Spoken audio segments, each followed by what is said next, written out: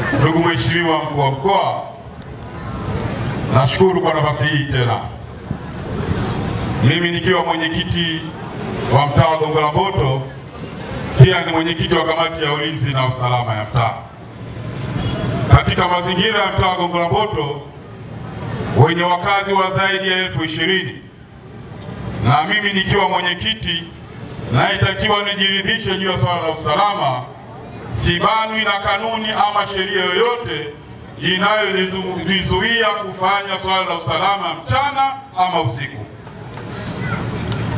Katika kuendea usalama wa mtaa wangu, nimekuwa na mikutano ya zoni nikifanya mchana na usiku, na kutana na walinzi wangu katika zoni. Nina zoni 8, nina zoni 11. Acha ujana, twende taratibu. Naam. Mjumbe wako analalamika, na kwa mujibu wa sheria viko vikao vya kikanuni. Naam. Na kataja kifungu. Naam. Wewe vikao vya kikanuni unaitisha usiku? Hapana. Ninaomba tu ushahidi juu hilo. Naomba Mheshimiwa Mkuu wa Mkoa. Tulia. Tunaenda taratibu. Microphone kwa mamangu.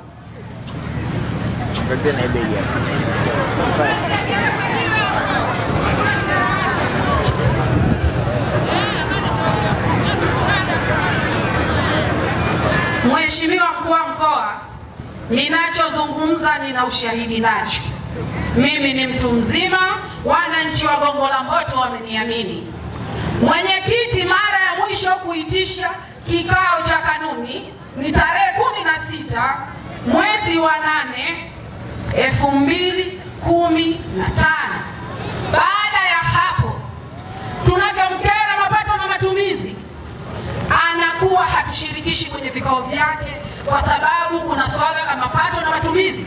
Amekuwa akifanya ujanja. Mheshimiwa Mkuu wa Mkoa ameruka. Turudi hatua kwa hatua kama ulifanya kwanza. Sio ya kwako hayo.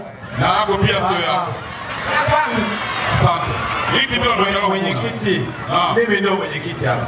Twende fair. Mimi ndio naitoa nafasi. Sawa. Mwenyekiti, nikukumbushe pia. Ndio. Mimi ndio mwenyekiti wa kamati ya ulinzi na usalama. Nashukuru. Ukianza ujanja ukafikiri unaendesha kikao chako cha mtaa na kushughulikia. Hamna shida. Mama, endelea. Mwenyekiti, mara ya mwisho kama nilivyosema, tarehe 16 mwezi wa 8 2015 ndio kikao cha mwisho cha wananchi aliotisha. Baada ya hapo mwenyekiti hakuwahi tena kuitisha kikao cha kanuni, na usipoitisha vikao vya kanuni kila baada ya miezi miwili, kanuni imekutupa na hustahili kuwa mwenyekiti, una check out. Simama hapo wote wawili. Naomba microphone iende kwa mtaalamu wangu wa serikali za mitaa. Mheshimiwa Mwenyekiti, mwenyekiti wa serikali za mitaa asipotimiza majukumu yake. Sauti. Mwenyekiti wa serikali za mitaa asipotimiza majukumu yake, wananchi wanatakiwa kujiorodhesha zaidi ya nusu wakazi wa mtaa ule, kisha kupeleka kwa mkuu wa wilaya. Watapeleka kwa dasi, atapeleka kwa mkuu wa wilaya. Baadaye kupeleka yale malalamiko yao, mkuu wa wilaya ndani ya siku 7 ataitishwa kikao ili itampa nafasi mwenyekiti wa serikali za mitaa kujitetea baada ya zile hoja kuwa zimeshawasilishwa kwa mkuu wa wilaya. Haya, hapa tulipo, huu ni mkutano wa hadhara. Huyo ni mwananchi ambaye ni mjumbe wa serikali ya mtaa, analeta malalamiko yake kwa mkuu wa mkoa ya kwamba mwenyekiti hatimizi.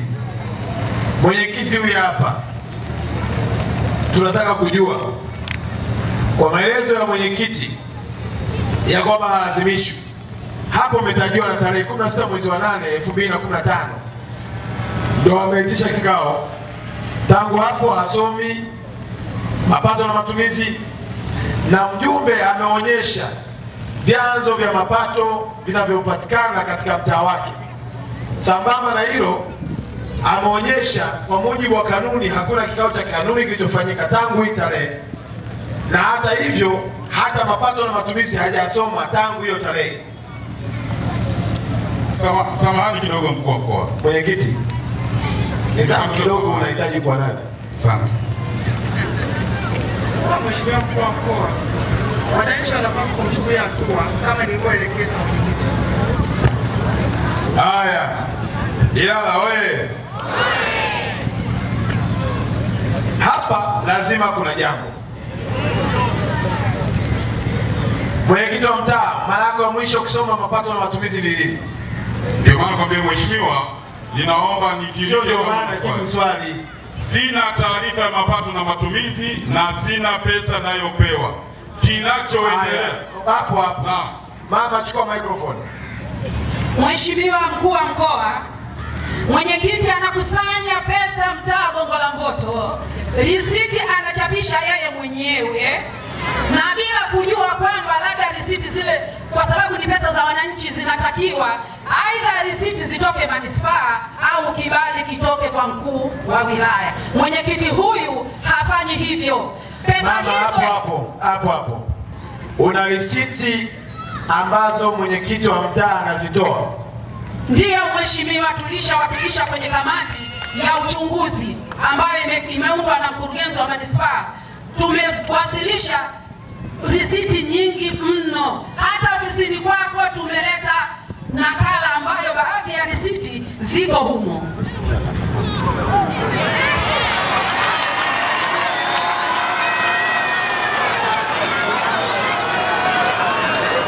Ilala oye!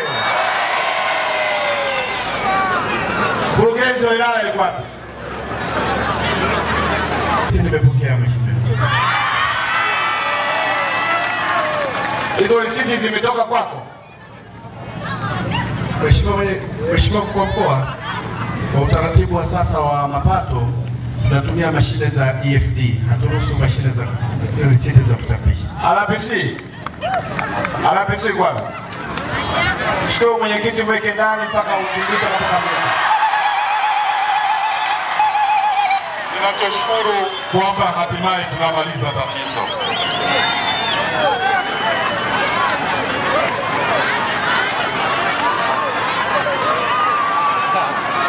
Ilala oye! Rais anasisitiza kila siku watu kulipa kodi.